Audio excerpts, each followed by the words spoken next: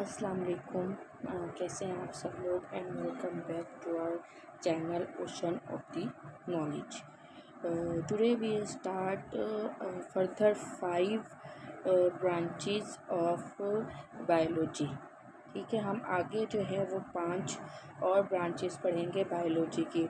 Before start our today lectures we recall our previous lectures because the video has so much gap, so many students may be skip or didn't recognize or remember the concepts of your previous lectures। ठीक है, तो हम पिछले lectures पहले जो है वो recall कर लेते हैं। तो हमने क्या पढ़ा था कि फर्स्ट चैप्टर में हमने पढ़ा था कि बायोलॉजी क्या है। ठीक है, बायोलॉजी का जो है वो कहाँ से निकली है, उसकी मीनिंग क्या है, कौन सी लैंग्वेज से डिराइव हुई है, लाइफ का क्या मकसद है, लाइफ के प्रोसेस कौन कौन से होते हैं। और इसके अलावा जो है हमने जो है वो डिवीज़न पढ़ी थी और 5 जो है वो ब्रांचेस पढ़ी थी बायोलॉजी की। ठीक है, जिसमें हमने डिवीज़न में पढ़ा था कि 3 मेन डिवीजन्स होती हैं, जूलॉजी, बॉटनी एंड माइक्रोबायोलॉजी।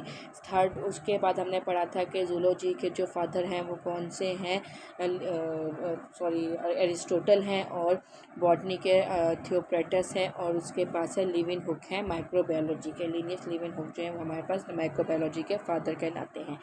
इसके अलावा हमने ब्रांचेस पढ़ी थी 5, जिसके अंदर हम लोगों ने पढ़ा था कि हमारे पास जो है वो 5 ब्रांचेस पहली कौन कौन सी थी। सेल बायोलॉजी थी, हिस्टोलॉजी थी, फिजियोलॉजी थी, एनाटमी थी, एंड इसके अलावा जो है वो हमारे पास जो है वो कौन सी थी, मॉर्फोलॉजी थी।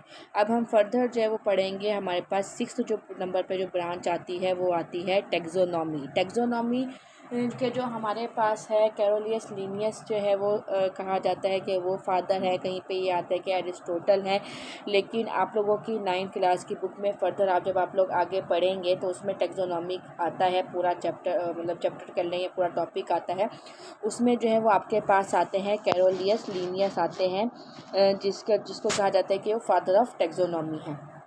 लेकिन ये बात याद रखिएगा कि जो टेक्सोनॉमी है उसमें जो है वो डिफरेंट मतलब आते हैं, मतलब क्लासिफिकेशन जब की जाती है तो उसके अकॉर्डिंगली डिफरेंट जो है वो हमारे पास आते हैं। लेकिन टेक्सोनॉमी में जो है वो हमारे पास कैरोलियस लीनियस जो है उनको फादर ऑफ टेक्सोनॉमी कहा जाता है। अब सबसे पहले हम ये करते हैं, first of all we have to know that the word from where the word taxonomy is derived या कम।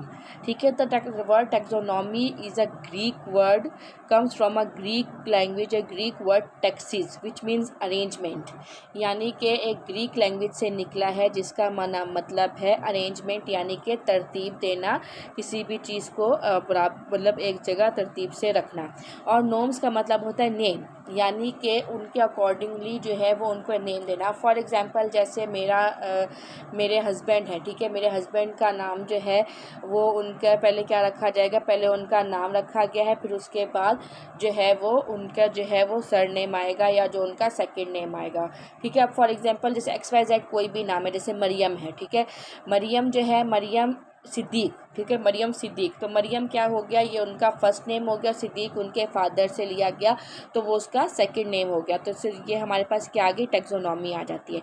अब इसकी डेफिनेशन क्या आती है, the study of the rules, principles, grouping and naming the living organism, यानी कि वो स्टडी या वो तालीम जिसके अंदर हम पढ़ते हैं रूल्स को, कानून को, प्रिंसिपल्स उनको किस तरह रखना है, और ग्रुपिंग मतलब उनको एक साथ यकजा करना, और लिविंग ऑर्गेनिज्म को नाम वगैरह देना। फॉर एग्जांपल हमारे पास ह्यूमन बींग्स है, ह्यूमन बींग्स का जो नाम है वो है होमो सैपियंस। ठीक है, होमो सैपियंस क्या होता है, इसमें जो है वो मैं आपको डिटेल में बताया, फर्स्ट ईयर इंटर में आप लोग जाके पढ़ते हैं क्लासिफिकेशंस, तो उसमें जो है किंगडम्स में आपको नॉमेनक्लेचर पढ़ाया जाता है। नॉमेनक्लेचर होता है कि सिस्टम ऐसा यूनिट सिस्टम होता है कि जिसके तहत आप लोग, जो इंटरनेशनल सिस्टम होता है जिसके तहत आप किसी भी लिविंग ऑर्गेनिज्म को नेम देते हैं। जैसे कि हमारे पास आपके पास इस चैप्टर में आएगा राना टिग्रीना आएगा, मस्टर्ड का नेम आएगा, मस्टर्ड जो है वो हमारे पास आएगा, मतलब ये राना टिग्रीना किसका नेम है, राना टिग्रीना नेम है हमारे पास फ्रॉग का। होमो सैपियंस किसका नेम है, होमो सैपियंस जो है वो हमारे पास ह्यूमन बींग्स का नेम है। ठीक है। ये मतलब कि किसी भी जानदार को किस कानून के तहत या किस प्रिंसिपल के तहत, किस ग्रुप के तहत जो है वो नाम दिया जाएगा, वो सारी स्टडी हम लोग किस में करते हैं, टैक्सोनॉमी के अंदर वो हम सारी स्टडी जो है वो कर रहे होते हैं। अब आते हैं हमारे पास जेनेटिक्स, सेवन्थ वाली है, या आज के हमारे सेकंड वन जो है वो हमारे पास जो डेफिनेशन है वो है जेनेटिक्स या ब्रांच ऑफ बायोलॉजी जेनेटिक्स है। अब जेनेटिक्स क्या होता है? जेनेटिक्स को आमतौर पे हम लोग कहते हैं जीन, ठीक है, जीन्स या जीन। या अब ये जीन्स वो वाले जीन्स नहीं है कि मतलब कि जैसे एक औरत हो गया, एक मर्द हो गया, एक ट्रांसजेंडर हो गया, या फीमेल हीमेल जो भी होता है, वो वाला जीन्स नहीं है। जीन मतलब होता है कि वो खुलिये या वो खसूसियात जो आपके अंदर आपके वालिदैन से या आपके दादा दादी से या नाना नानी से या मामू मामी से या चाचा चाची से, जिनसे भी आपके अंदर जो होते हैं, लेकिन ख़ास तौर पे ये होती हैं आपके वालिदैन से डिराइव, और आपके वालिदैन में उनके वालिदैन से होती है, फिर उनके वालिदैन से मतलब हिरार्की जो हमारे पास चल रही होती है। तो जेनेटिक्स क्या है? जेनेटिक्स भी हमारे पास एक ग्रीक वर्ड है जेनेसिस जो है उसका, जिसका मतलब है टीसेंट या ओरिजिन, यानी कि जहाँ से पैदा हुआ है, जहाँ से निकला है।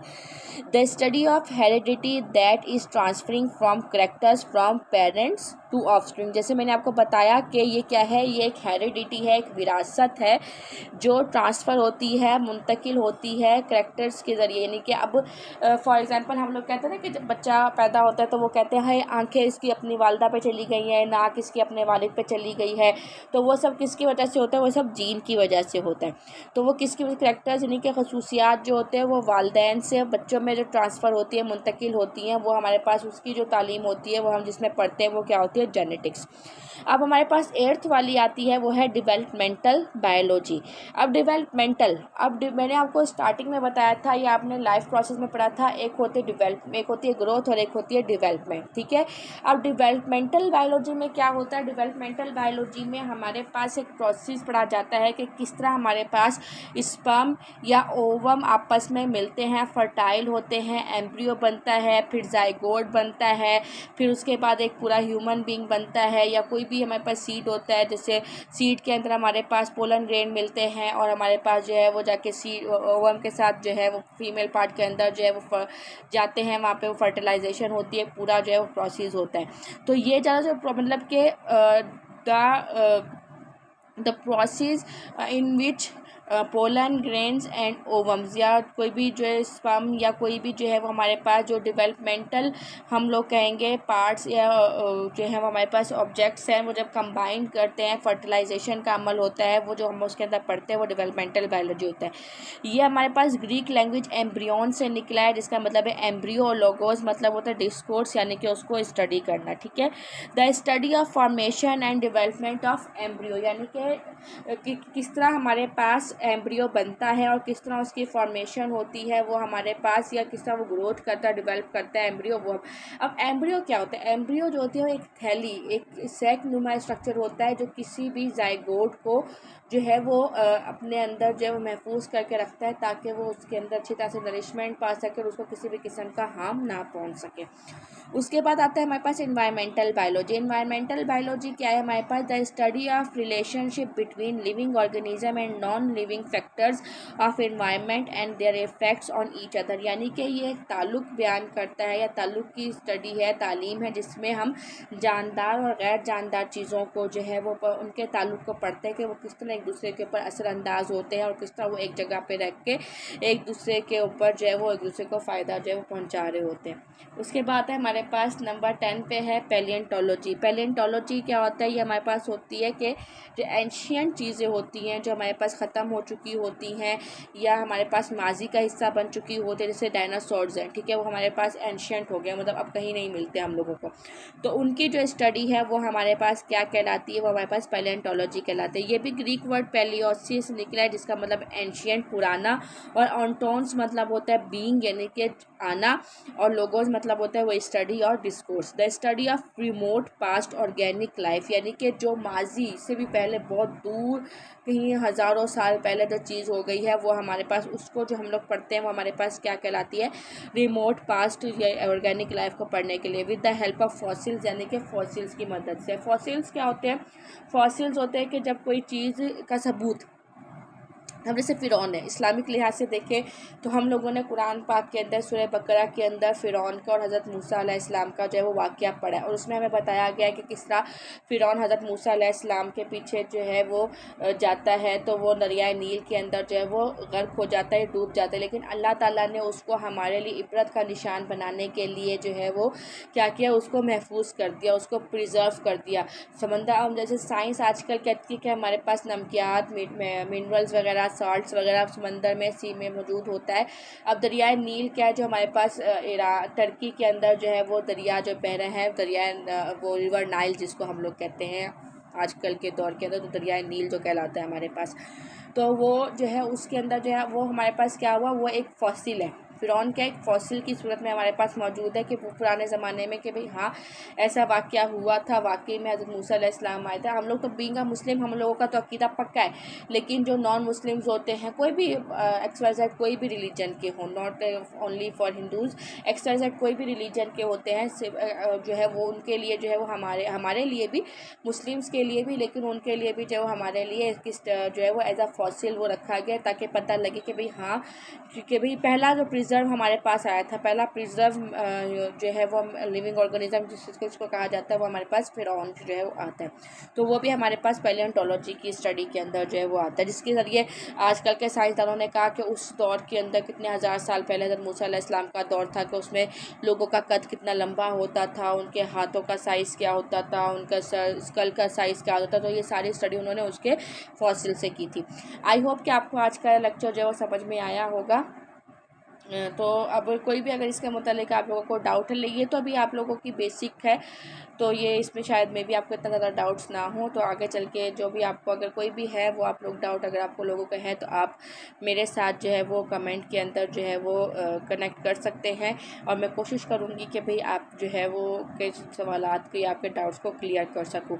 और प्लीज़ मेरी दरख्वास्त है कि आप लोग ज़्यादा से ज़्यादा सब्सक्राइब का बटन दबाएँ, और जो है वो बेल आइकन का बटन दबा के, ताकि आपको मेरी आने वाली वीडियोस का जो है वो लिंक आसान, मतलब ज़्यादा जल्दी से पता लग जाए।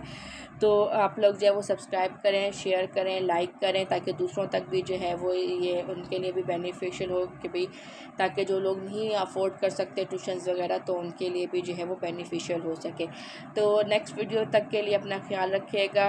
अल्लाह हाफिज़, टेक केयर।